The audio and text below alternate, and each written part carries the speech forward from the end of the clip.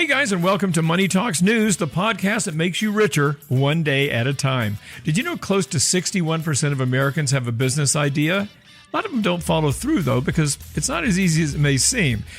A lot of people, rightfully so, are afraid of making a major mistake and, of course, failing. So this episode, we're going to talk about how to avoid major blunders when starting your business with special guest Jaspreet Singh from The Minority Mindset.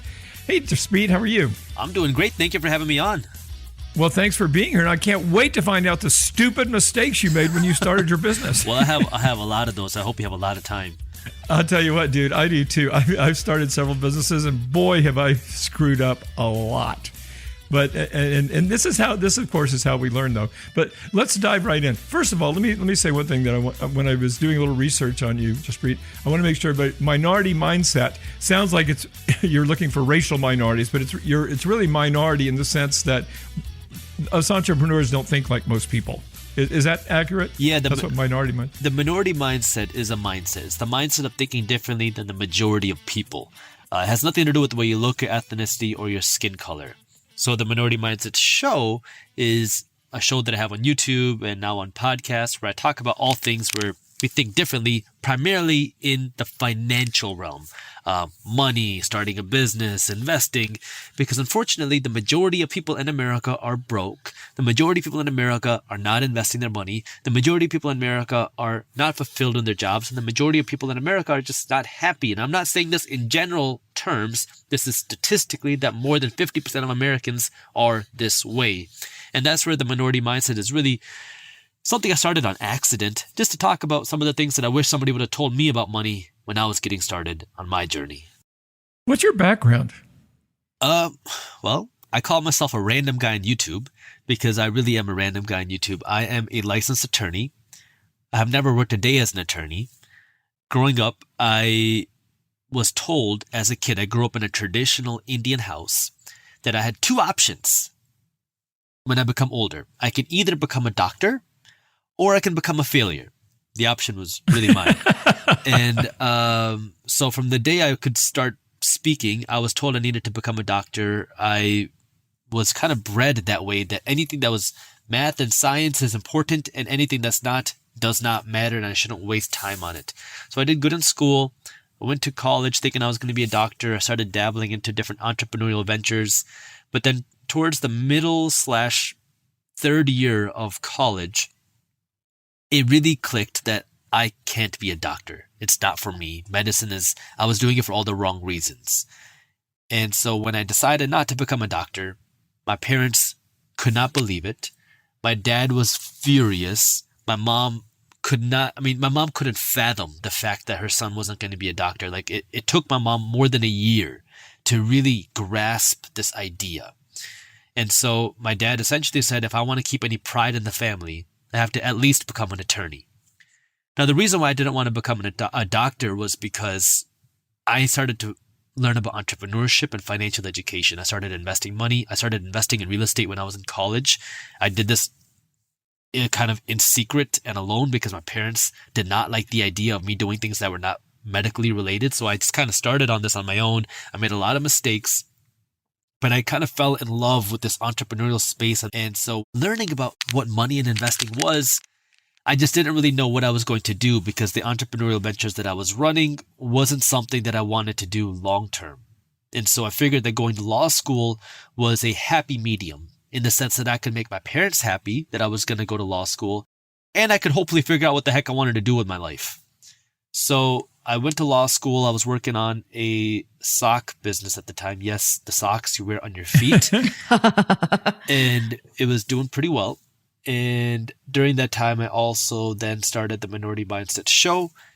And long story short, I graduated law school and I never worked a day as an attorney. You know what? We're like brothers from another mother. I was like 15 years old and I'm sitting at dinner and I remember my father saying, you know, you should be a CPA. CPAs, accountants are never out of work. She should, and I'm like, oh, I didn't really think much about it, but I started going through college and I thought, well, maybe I should just get an accounting degree. And I did. And I became a CPA. And then I realized something. If you're an accountant, you have to actually do accounting all day, every day. Isn't And that then I funny? wanted to kill myself. Yeah. And so I did the same thing. I tried to make my dad happy. And now I can't I'm proud to say I can't account my way out of a wet paper bag. I was an accountant for like 3 years and I became a stockbroker. And then I started, running my own business. So we're the same in that regard. Oh, there we go, man. Brothers from different mothers. There you go. So now, and actually, let's take a second too to recognize our other two people on our podcast today, Miranda and Aaron. Both of them are also self-employed. So all four of us are self-employed. So between the four of us, we should have messed up a lot. Oh, yes. There's so much messing up here. All the messing up. Well, this is really going to be a long podcast, guys. So settle in, listeners, because we made plenty of mistakes. How many? Go ahead and start us off. Actually, anyone, Miranda, what mistakes have you made? I think the biggest mistake for me, and this is a fairly common one, but the biggest mistake for me when I first started out was not thinking about taxes. And so at the end of my first year in business, I was like, oh my gosh, I've never made this much money in my life. This is amazing. And then the tax bill came and I was like, what? And so then I paid the tax bill and I planned for my federal taxes the next year, but then I forgot that the state also levies taxes. So then the following year I was like, I feel good. I did the right thing. I prepared for taxes. Right. The rule of thumb a lot of people use for self-employed people is you set aside 30% of your income for taxes. And I set a little bit less than that aside that year, but I felt good because I was like, yeah, this is going to be fine. And then the state tax bill came and I was like, I forgot about the state taxes. And so then it was like that all over again. But that was one of my biggest mistakes, I think, was starting out, was just not planning for taxes. And we all just have to think about that. Like we don't think about it a lot because when we're employed by somebody else, the taxes come out of our paycheck and we all grumble about how small the paycheck looks when we finally get it. But yeah, at least we're not paying taxes and then the penalty for underpaying. So good times. You know what's funny is that I can relate to this too. Okay, I've been self-employed 35 years. Working in my home that long. And I'm sitting right next to me as I speak is a notice from the IRS for a penalty because I paid my withholdings, my 941 taxes 1 day late. And I've done this for a very long time now. And yet I screwed up. And that mistake is going to cost me $2,500 because my withholdings were substantial. So there's a mistake I just made yesterday. Amazing. with taxes. But let's get back to our special guest here, our screw up of the podcast. Jaspreet, what mistakes have you made starting your business? Well, I think an easier question to ask is what screw ups did I not make? I mean, if you give me a topic, I can give you a whole list. I mean, if you talk about taxes, oh my God. So on this accounting mistake, the mistake I made was not that I didn't think about taxes. I had an accountant, but I had a bad accountant because what I was thinking about was how can I save the most money possible?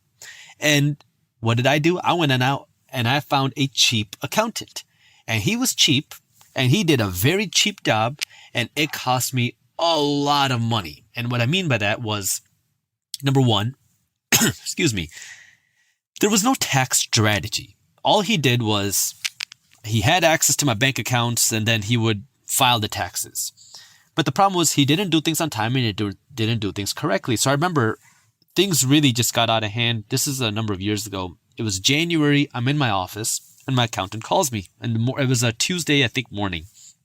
And I say, hey, how you doing? He says, good. How are you? I said, good. And what he says is, Jaspreet, I need you to do me a quick favor. Can you wire $100,000 to the IRS by the end of the day? I said, excuse me?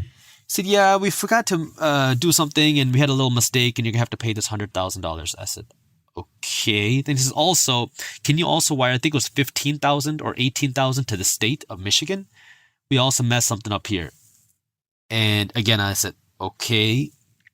He follows that up by saying, also, you're going to have to pay some penalties and interest on this as well. To which I followed up by saying, whose fault is this?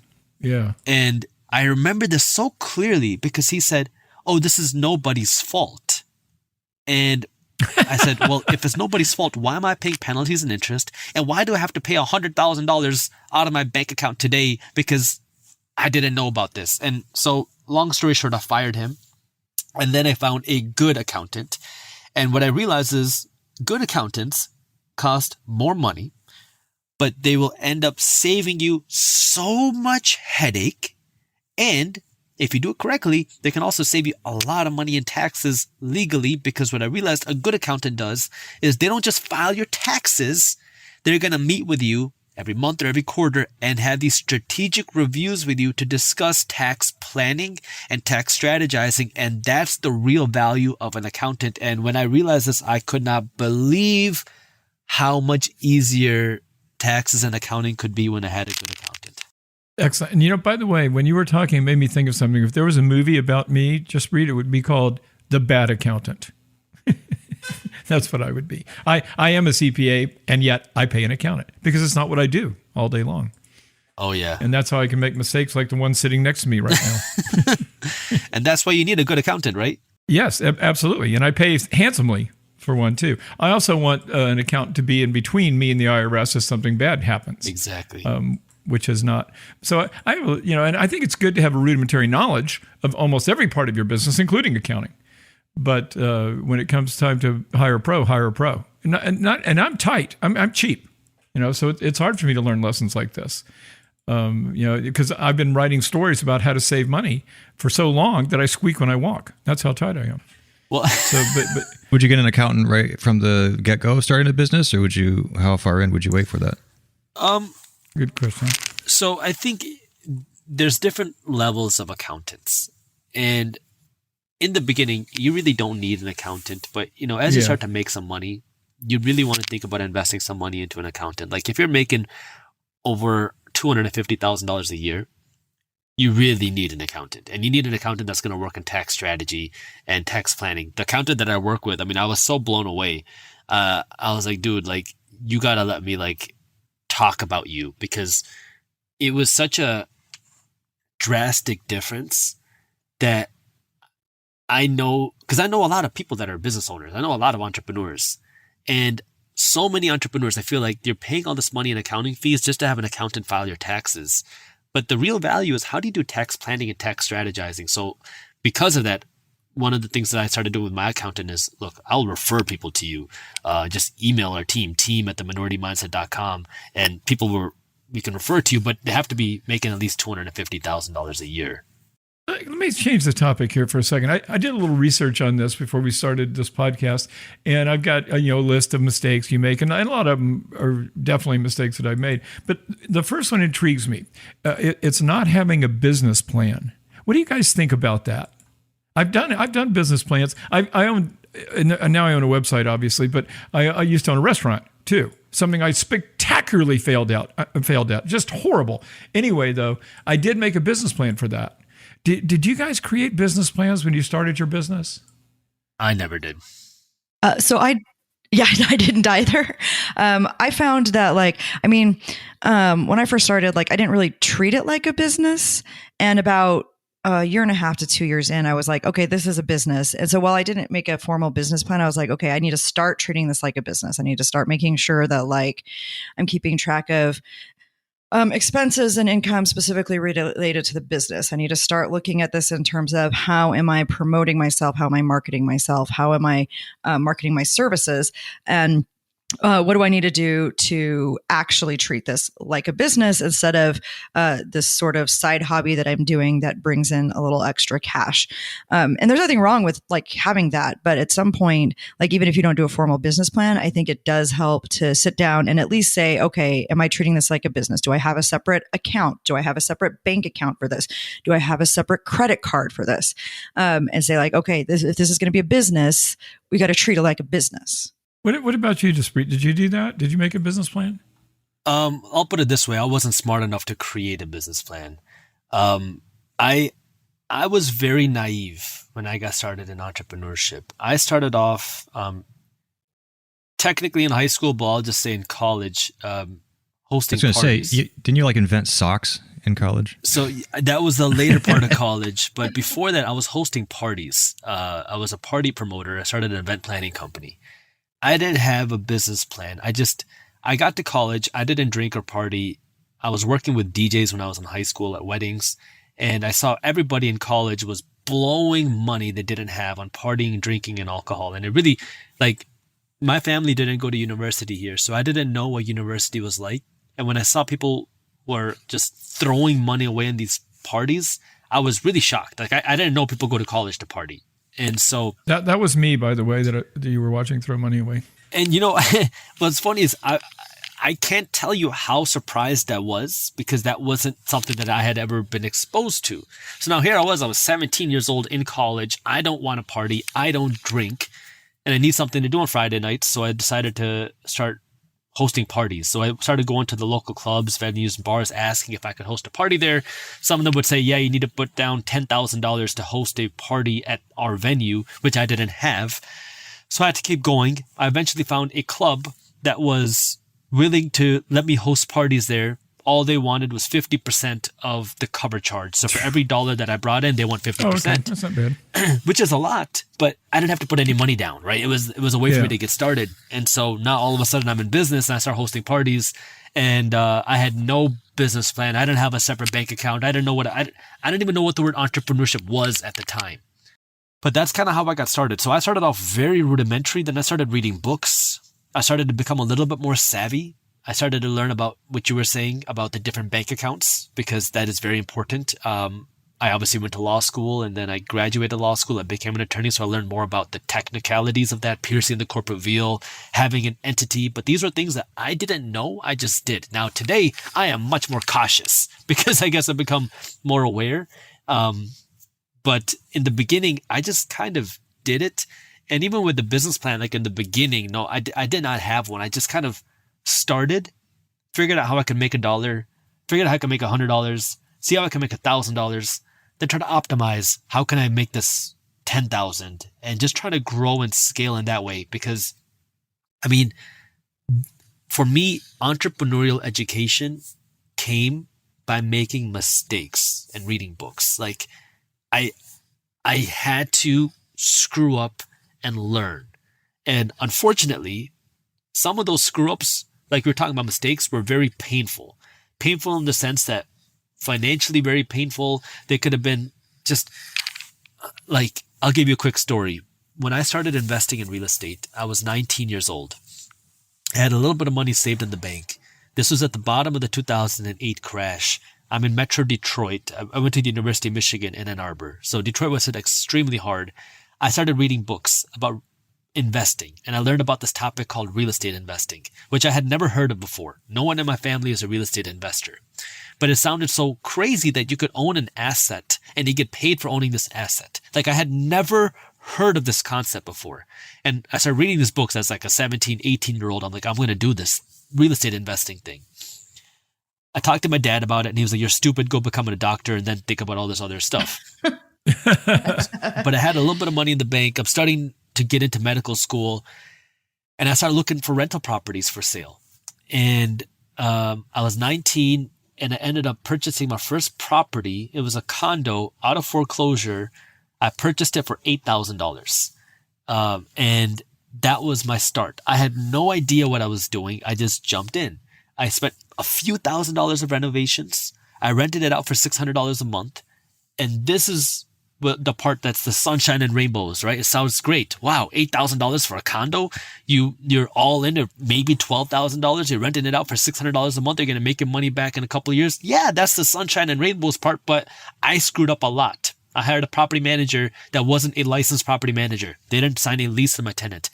I didn't wait for the property manager to try to find a tenant. I went out and found a tenant myself. I didn't screen a tenant. I didn't find out that they were a nightmare tenant until after they moved in. These tenants caused problem after problem after problem. They were cutting cucumbers on the countertop without a cutting board, scratched the countertop, and demanded I put in a new countertop. And that was just the tip of the iceberg. Eventually, they went on to sue me because I thought that I was this rich landlord. Little did they know I was in college taking calls outside of my organic chemistry class. And they sued me claiming that the bathtub was too slippery when the water was on. True story. Later, we found out that the person that claimed to slip and fall in the bathtub actually slipped and fell at their friend's barbecue, and they were trying to get money out of this quote-unquote rich landlord. So I made every mistake possible, but this is where I learned. How do you have a good property manager? How do you have a good contractor? How do you document details? How do you find a good attorney? I mean, there was so many mistakes I made, but it was, imagine being 20, 21 years old, you're in college and you get your first lawsuit. Like, I had no idea. I was freaking out. I didn't know how to deal with this. And it's painful, but that was how I learned. Again, our lives parallel, because I bought my first house, single family house, for $28,000. My parents gave me a used car for college graduation. I sold it. And then I financed through a credit union, an antique car. And I used the money from the Toyota to buy my first house for $28,000, and then proceeded to rent it to crackheads. So I made that mistake too. And let me tell you something. If you're a landlord, once you get somebody in there, try getting them out. Oh, yeah. It ain't easy. Yeah. It's very difficult. But, here's something I wanted to impart too on our listeners. What do you guys think about partners? I had partners in the restaurant business. I don't in this business. But here's some advice for anyone listening. If you're going to go in with partners, make sure they're richer than you. Because, and I'm serious about this. That's not a joke. Because what happened when I went to the restaurant business, I went with two friends who are no longer my friends now. Everything's going to be perfect when you start a business. But when it goes wrong, in a restaurant business, it can go wrong big. I mean, the overhead in the website business isn't that great. But in the restaurant business, it's huge. So when you go south big. And what happens when you run out of money, which by the way, you never discuss when you're going into a business with other people, because everything's going to be perfect. You're figuring out how many Lamborghinis you're going to buy. But when things do go south, the person with the most money is going to end up carrying that business because they don't want to lose their original investment. In order to protect their investment, they're also protecting yours. So if you do partner with somebody, do it with somebody richer than you. Hey, Stacy, I got some business opportunities I'll talk about. Yes. And by the way, Aaron, you haven't told us any mistakes you've made going into business. I haven't made any mistakes. Oh, yeah. No, sorry. I've watched you.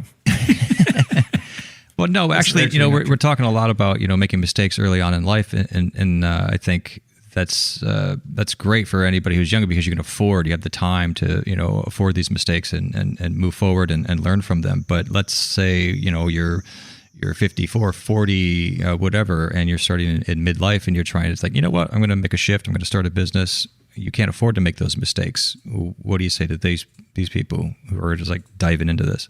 Yeah, that's another thing too, is how much money you bring into the table. Because no matter how much money you bring to the table, it's not enough. I mean, if you're going into a business where you can lose money, and most do. Go ahead. I think this really just depends also, exactly on what you have to invest. Because any investment, whether it's a business or just a passive investment, you have to invest either your time or your money. There's really no way around that. And, what you talk about, what can you lose? It depends on what stage you are. So, we talked about, I run Minority Mindset, the Minority Mindset show. So what a lot of people don't know is that's actually my hobby. That's not the business that I run. And that was a difficult thing for me to figure out, was because when I was building Minority Mindset, I thought that this was going to be a business, but it was really my personal brand. I was building this, this show. But the problem that I had with this Minority Mindset show was, if let's just say guide, I'm not making videos anymore. If I'm not making videos anymore, the Minority Mindset show is done. It's not a business. It can't exist without me. That's not really a business. I wanted a business that could continue operating if I'm not there, where I could hire a CEO and continue operating without me. And so from there, I was fortunate that I had money, but I had less time. So now the question was, well, how do I build a real business that I could grow? So the first idea that I had was, I'm going to build a blog. Because, the Minority Mindset has this name, and I can build a blog online and do what all these other internet bloggers do and make some money from advertising revenue and whatnot, and I'm going to make this work. But I just don't have the time to do that. So I'm going to hire the best consultant when it comes to building a blog. They charged more than 6 figures to just do some advising. We brought in like 10 or 12 contract writers, plus editors, plus whatnot. So over the course of, let's say, 12 to 24 months, I invested around $500,000 into building this blog. And after $500,000 and let's just call it 18 months of time, I probably made close to $5,000 to $10,000 back. We were making $2,000 to $3,000 a month, and I realized this was nowhere near what we wanted to be. Our blog was not going to work, and I had to shut it down because I wasn't willing to put in my own time. I risked the money, I lost the money, and I realized this wasn't going to work. And so as I was brainstorming, that was when I eventually came up with the idea for Briefs Media, which is the business that I run now. But you have to be willing to make a risk. I mean, there's no way to build a business without risk. Either you're going to risk time or you're going to risk money. And it is a risk, but you're going to learn things along the way. Like I have failed. I've started a lot of businesses. Some of them made money, some of them didn't, but I had made a lot of shifts, and every experience taught me something. My party promotion business taught me a lot. It also taught me to work in a business that I actually want to be a part of. The reason why I stopped that business wasn't because we weren't making money. I was making a lot of money in that business, especially as a college kid. But I had to shut it down because I hated the industry. I don't drink. Yet here I am promoting partying, drinking, and just this horrible lifestyle that I didn't want to be a part of. So I just stopped it because I hated it. And then I tried thing after thing. I got into real estate wholesaling. I got into the sock business. I got into real estate wholesaling because I wanted to try something different. I was involved in real estate. But then I stopped real estate wholesaling because I realized I wanted something more scalable and something more digital. So I got into the sock business. I also got into some other e-commerce stuff that I was doing. And everything was a transition. That was my learning curve. That was my tuition. I had to learn how to do it. I had to learn what was right for me. It took me a lot of tries. It took me years, but before I could figure out what was right for me and how to do things the way that I found fit. But you have to be willing to try, and you have to understand that is risky. Yeah, another thing I really want to bring up here too. First of all, I totally agree with what you just said. I went to the bar business because I like bars. But doing something you love is not necessarily what you should be doing. I mean, obviously, in an ideal world, we all do things we love. But what you really should do if you're going to have a business is do something you're good at. And so I wasn't very good at the bar business. I liked it because it's like having a party every day. But it wasn't my forte, especially the restaurant part of it. But anyway, that's neither here nor there. But here's a question I want to ask you too. Here's something I tell people all the time, and I want to get y'all's feedback on this. I always say, and I'm sure that Aaron's definitely heard me say this many times, it's better to have a mediocre product and a great salesperson than the other way around. And that may sound a little flippant, but the truth is, marketing isn't the main thing in owning your own business. It's the only thing. Because the world does not beat a path to your door. You have to make outgoing phone calls, obviously, depending on what kind of business we're talking about. But if you're not marketing, you're in trouble. And a lot of people who are good at something aren't good at marketing. I mean, I cold called thousands and thousands of people. I cold called news directors to get my news segment on their shows, on their stations. And I was a stockbroker before that, and I called an entire phone book of people. I mean, I'm a marketer. That's what I am. I'm a salesman. Even though I may look like a website owner, I'm actually a salesman, and I have been my whole life. I agree with you with that one because we have a few friends that are business people, and they actually started new companies while we were friends with them, and they're really good with people, and they do really well. They actually have businesses that they're not even qualified for, but because they're people, person, they could just sell like there's no tomorrow. Yeah, and I think that's super important, and I know you're going to agree with me, Jaspreet, aren't you? So I am not the best salesperson, but I would say I'm a much better marketer. And I'll tell you what I mean by that. And you might laugh at me, and that's okay. So when I was in college, when I started investing in real estate, I quickly realized that if I wanted to buy more real estate, I needed more money. So what seemed most accessible was selling real estate, being a real estate salesperson. So I got my real estate salesperson's license when I was 20, and I started helping people buy and sell homes. The problem that I had was people would, let's just say a couple would qualify for a $500,000 home. I saw all their financial statements, so I knew kind of where they were. And I would not want to sell this person a $500,000 home because I felt you couldn't afford it. I would say, how about we look at this $380,000 home that's going to be much more comfortable for you to afford? So I had this like really kind of weird association with trying to sell something in that sense. But as I built my business, selling is absolutely a core part of what you do. And what I realized is I want to be able to sell things that are for the right people. But in order for me to do that, I need to make sure that I have a large enough inflow of leads where I don't have to sell things to the wrong person. And that's what was the tricky part for me was I didn't want to be in the business of trying to sell something to somebody who didn't want it or didn't need it, which is not what a good salesperson should do regardless. But I always had that association in my mind. But what I realized was if I could be good at marketing, I can bring in more leads. And if I can bring in an endless amount of leads, then the sales are essentially selling themselves. So that's why I call myself a better marketer than a seller. Well, that makes sense. And now, what about you, Miranda? Is there sales involved? I mean, I guess there's sales involved in everybody who's self-employed. What do you do to sell your services? I mean, so for the most part, I'm pretty lucky in that I don't actually do a lot of going out and like pitching publications or anything like that. So, a lot of the time people come to me. I'm a terrible marketer. But we did a little bit of marketing, like when we were doing our freelance writing course, and that did pretty well. And so I think for me, it's just hard for me to do the marketing. It's hard for me to like get out there. It's hard for me to get excited about like the amount of posts I need to do or the selling I need to do. I'm terrible at selling myself. So that's probably something I actually need to improve upon, because it's one thing to have a decent reputation as a writer in the industry and have clients come to you as a writer. But if I decide I want to take my business at other aspects of my business and really grow them, I am going to have to learn how to be a marketer. Here's another mistake. I'm sorry I keep dominating this conversation. You guys feel free to interrupt me. But here's another thing. When I've had a lot of my friends approach me that they're going to start a business, and they spend and I did this too, months they're spending on, should I get an LLC? What should I call my business? What should my logo be? And they're just obsessed with it. I mean, when I opened this restaurant, I had two other partners, and we must have talked about this, guys, for months, what we wanted to call it. It was so important.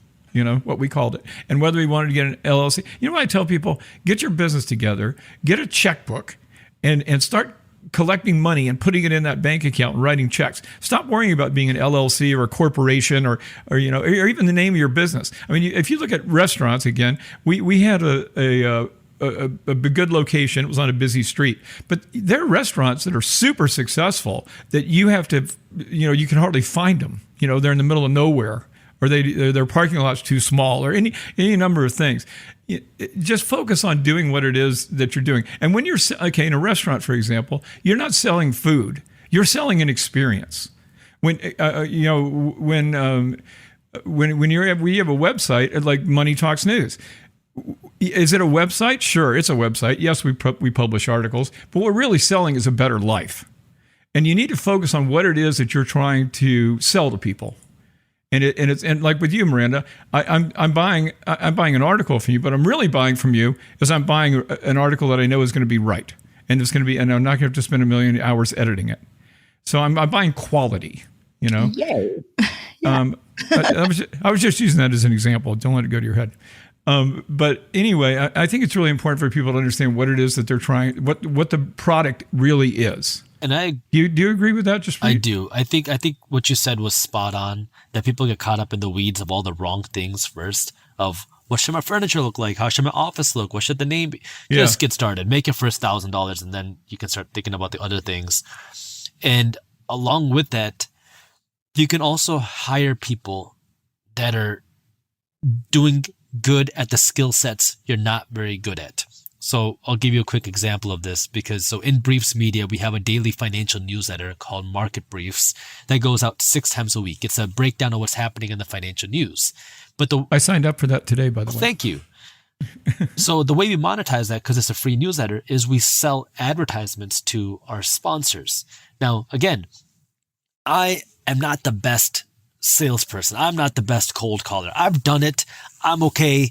I can get by. Like, like I'm nowhere near the top dog. Like when it comes to that game. However, Woof. yeah, but what we've done is we've worked to build an amazing business development team, an amazing accounting executive who is good at that particular space, who's way better than I am at that role. And so now he can now go out and do the lead generation, cold call the sponsors, talk to them, and sell these deals for our market briefs, where he's going to do a way better job than me. But going back to now putting this full circle, it starts with you actually having something that can make money, then slowly start to work on the little things, and then bring on people that are better than you at the roles that you're not proficient at. Okay, I'm sorry, go ahead, Aaron. You're saying have something that makes money. Saying you started out, you had a few things that failed, whatever. Let's say you have an idea. Let's say, like for me, example, I'm a musician and I'm a videographer. All right, so my thought is like, okay, well, I can create a videographer company, no problem. I'm a videographer. This is what I do. I love doing this. But yet you're under the pressure of AI is now taking over a lot of that. People have cell phones. They have to, and then you start using this noise is starting to filter into your head, saying, well, then there's just no space for me. There's no space for me. Or maybe you want to invest in let's say what's popular down here. Food trucks are popular down here. There's so many of them, and yet somehow people are still making food trucks. So when you make a business, are you ignoring the noise of the press and ignoring the noise in your head and saying, nope, I'm going to do this and I'm going to do it right and it's going to be okay? Or is thinking like that correct, and that's how you don't make a mistake? So I'm in the financial space, obviously. And if you go to Barnes & Noble or you go to Amazon, you'll see that every week there is a brand new financial book on how to manage your money, how to save your money, how to invest your money. But there's only, at the end of the day, there's really only so many things that comes to money management, right? Spend less on what you make, invest the difference, work to earn more money. Yet if not every week, every day, there's a new handful of books in the financial space that are published, and every month there's a new best-selling financial book. Why? It's because there's a lot of people in the world and there's a lot of demand, but you have to differentiate yourself. What is a unique value that you can provide now if you're a videographer that you can be different with? And maybe that's in your marketing, maybe that's in your sales package. And this is where now you have to figure out what it is that you do. Maybe you sell a subscription service on video editing, that you do 10 hours of video editing for clients for X number of dollars a month, and that's your secret sauce. Maybe you do only video editing for TikToks that go viral, and you really niche down on how to do really good at that. You really have to figure out what is your skill set that somebody can't do what you're doing. I think that's great advice. Yeah, and by the way, I want to mention this on competition too, because this is really important as well. I was living in Tucson, Arizona, and that's king of Mexican food. It's just one of the best places in the world for Mexican food. So we decided, my two friends and I, that we would move to Florida and start a Mexican food restaurant. And we did. We moved to Jacksonville, and because there was no competition. There was very little Mexican food. Taco Bell, really. Not much around. And so we figured we're going to kill it. And guess what happened? We got killed. And guess why? Because there's a reason. What you want to do is you want to go where there's a huge market for the product that you have. Financial advice, Mexican food. There's 300 Mexican food restaurants in Tucson. So all you have to do, there's a market because there's 300 restaurants. So all you have to do is be a better creator of Mexican food than your competition. But if there is no competition, here's what ended up happening. I opened a Mexican restaurant in Jacksonville, Florida, and people don't know what a fajita is. They're asking for an extra tortilla. They had no idea what this food was, but they sure knew what Taco Bell was, which was right next door to me. And so, in other words, if you're gonna go where there's no competition at all, you got to create the market, and you got to have a ton of money to create a market. So go where it's crowded. Personal finance is a super crowded arena, but there's a reason for that because there's so many people that are interested in it. So all you've got to do, there's a market for personal finance advice. You just have to have the best personal finance advice and the best marketing for it. You need the demand, and then on the second end, you need the innovation. Because now if you're going into a market with 300 Mexican restaurants, I think what everyone's trying to do is how do I be better than the one next door? And Right. there's a great book on this called The Blue Ocean Strategy, which I'm a big fan of, which talks about how can you now play in a game where you are your only competitor. So if you want to get in the Mexican food space, in the space where there's 300 Mexican restaurants, how can you do something that's completely different? And if everybody's doing the same old tortillas, whatever it might be, maybe you go in with the first fine dining Mexican restaurant. I actually was thinking that exact thing. Right. Make it fancy. And something that's never been done. And now you're your only competitor. And you can charge way more. Your margins are higher and no one's competing against you because you're doing something different. So I think that's the question you have to ask. It's not just how you can be better, but how you can be better in the sense of providing a new value so you can create a new market space for you and your clients. That makes total sense. And as you gave a great example too, just now with Aaron, you've got your niche is I make TikTok videos that are viral. Not just I'm a videographer. And so now you've got the videographer skill, but you've got a special niche for it. And I think that's also a really good idea. So we're almost out of time, guys, but I want to do one more thing, and that is I want to go around the horn and imagine, and this has probably happened to all of us. A friend of yours is starting a business, and it doesn't matter what kind it is, and they say to you, what's the single most important thing that I need to do? What's the biggest mistake I need to avoid? Or what's the most important thing I need to do to succeed? How would you answer that question, Jaspreet? This is not a theoretical. I can't tell you how many times I've gotten this question. The answer is simple. What you need to do is start.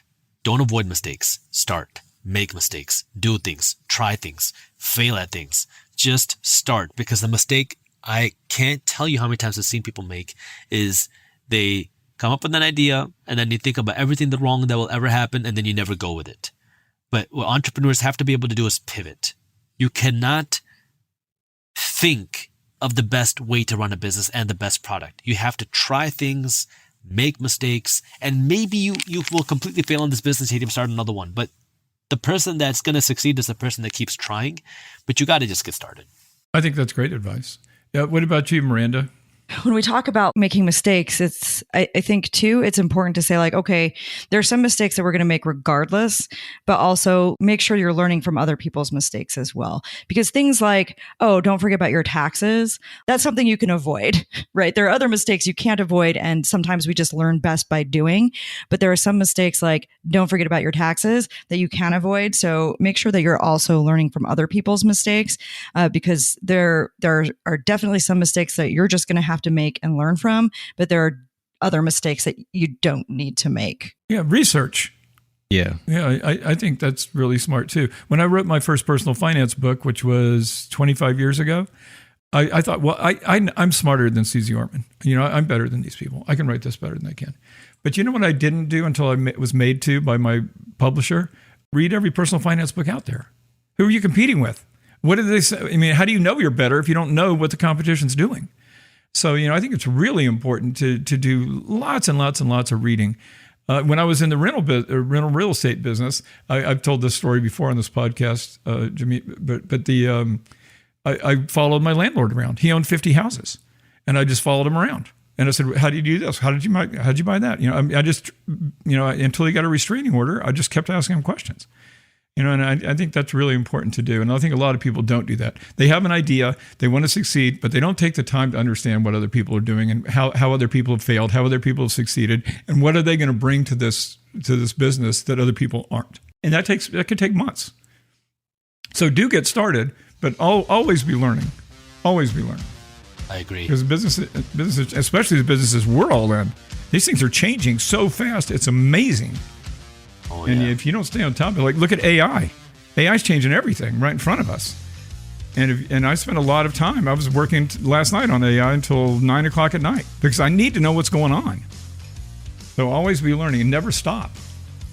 Well, guys, I think we're about done. Does anyone have any compelling thing that they absolutely have to impart before we leave? I'm going to take that as a no. Didn't answer fast enough. Okay, guys, we are out of time. We got to do some shameless self-promotion too. For our guests, but we are out of time. We're never out of topic. Dig a little deeper. You're going to find links to lots more info in our show notes. And remember, if your goal is to make more, to spend less, to retire rich, your online home is moneytalksnews.com. And don't forget to check out Miranda's online home as well. That's Miranda Marquit, MARQUIT.com. And of course, Jaspreet at his website, that is theminorityMindset.com. Right, Jaspreet? Yes. And if there's and look for him on YouTube. Look him up right now. Because he's got super good videos, and I don't just hand out compliments right and left. You're very good at this, and I subscribe to your newsletter, and I'm going to be watching more of your videos. So I want you guys to do that too. In the meantime, and of course we have this in our notes, but theminorityMindset.com. If you've got a question, comment, or topic you'd like to suggest, please tell us about it. You can email us at hello@moneytalksnews.com. And one final thing, remember, we're not giving financial advice here. It may sound like it, but we're really not. So do your own research, consult your own experts before acting on anything you learn here. That is to keep us from being sued, of course. Jaspreet, again, thank you so much. You're an awesome guy. I'll be counting the minutes till we have you back again. I am Stacey Johnson. I'm Miranda Marquit. I'm Aaron Freeman. I'm Jaspreet Singh, and thank you for having me. Sorry, I was just trying to jump in the train. You are wonderful. Okay, thanks for hanging out with us, guys. We're going to see you right here next time.